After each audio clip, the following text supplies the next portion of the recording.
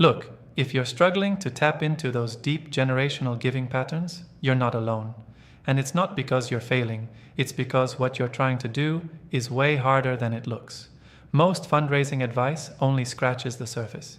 They tell you to build relationships, tell a good story, or show impact, but none of that breaks through the real wall, the invisible, inherited mindset that controls how people think about giving, guarding decades or even centuries of distrust, habits, and family dynamics. This isn't about writing a good email or running a slick campaign. It's about unlocking something almost nobody dares to touch: family legacy psychology and the brutal truth about how power, emotion, and identity get locked into money flows. If you want to move real mountains, you need to stop guessing and start hacking that code. First, stop wasting time on shallow asks and generic pitches. Instead, get obsessed with the stories that shape your target's family around money and purpose. Dig for patterns.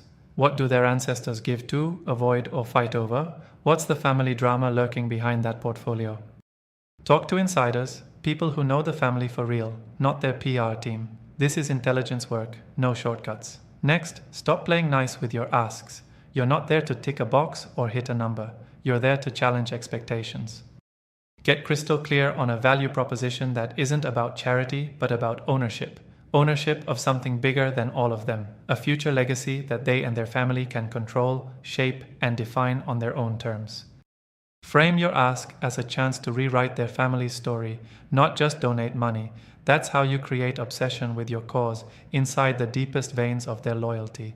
Then, push beyond the usual contacts. Leverage the side networks nobody's paying attention to. This means obsession with the next generation, those who haven't yet inherited the skepticism but carry the unspoken promise of evolution. Build trust with them in a way that feels natural, not transactional. You want to become part of their mindset well before the money lands. This is how you build unstoppable momentum, because when the time comes, they don't see you as a cold asker but as family's trusted partner. And here's the secret: no one tells you straight. You must treat giving as a rhythm, not a one-off event. Stop chasing one-time hits or crisis-driven appeals. Instill rituals, moments, and triggers that align with how the family naturally talks and acts around money. This could be as simple as curated annual experiences that provoke reflection, or framing your progress reports as part of an evolving family chapter. Make giving feel inevitable, not optional. Finally, stop thinking capital is just cash.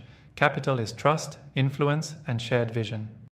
Your job is to weave those intangibles into a growing, living network that, once you have it, you hold and grow.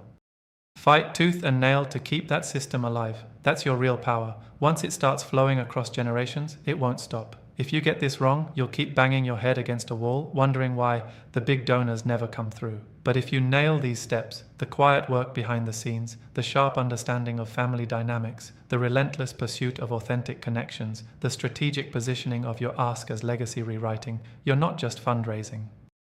You're building a machine that can fund everything you want for decades.